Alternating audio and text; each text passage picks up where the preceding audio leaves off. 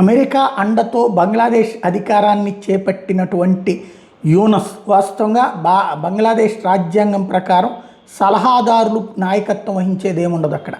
ఇప్పుడు అతను సలహాదారు పేరుతో ప్రభుత్వాన్ని నడుపుతున్నాడు, సైన్యాన్ని పోలీసుల్ని మేనేజ్ చేస్తున్నాడు, ఉగ్ర సంస్థని ప్రోత్సహిస్తున్నాడు, బంగ్లాదేశ్ను ఒకప్పుడు నాశనం చేసిన సంస్థని ప్రోత్సహిస్తూ వాళ్ళందరినీ జైళ్లలో ఉన్న వాళ్ళని యువతలకు తీసుకొస్తున్నాడు.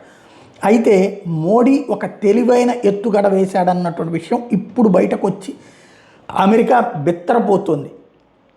ఖలేదా జియా మరణం తర్వాత నరేంద్ర మోడీ ప్రోటోకాల్ను కూడా పక్కన పెట్టి డైరెక్ట్గా తారిక్ రెహమాన్కి ఒక లేఖ రాశారు. భారత్ అక్కడ బాధ్యతాయుతమైనటువంటి ప్రభుత్వాన్ని కోరుకుంటోంది, సిస్టమేటిక్గా బంగ్లాదేశ్ గ్రోత్ అవ్వాలని కోరుకుంటోంది.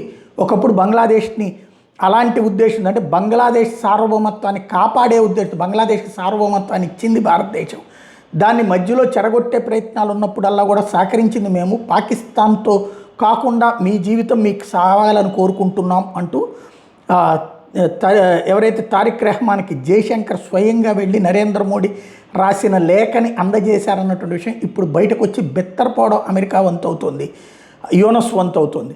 ఇప్పుడు Indian high commissioner Pranay Varma తాజాగా తారిక్ని కలవడంతో ఈ విషయం వెలుగులోకి వచ్చింది. తద్వారా అక్కడ ఏదైతే ఇప్పుడు హసీనా ప్రభుత్వానికి ఆనాడు మద్దతు పలికాం, ఇప్పుడు రాబోయేటటువంటిది ఆ జియాల ప్రభుత్వమా వీళ్ళ ప్రభుత్వానికి మద్దతు నిలిచి యూనస్ చెప్పు చేతల్లో నుండి లేదా అమెరికా పరోక్ష హస్తంలో నుండి దాన్ని బయటికి తీసుకొచ్చే ప్రయత్నం మోడీ ఎప్పుడో చేశారు.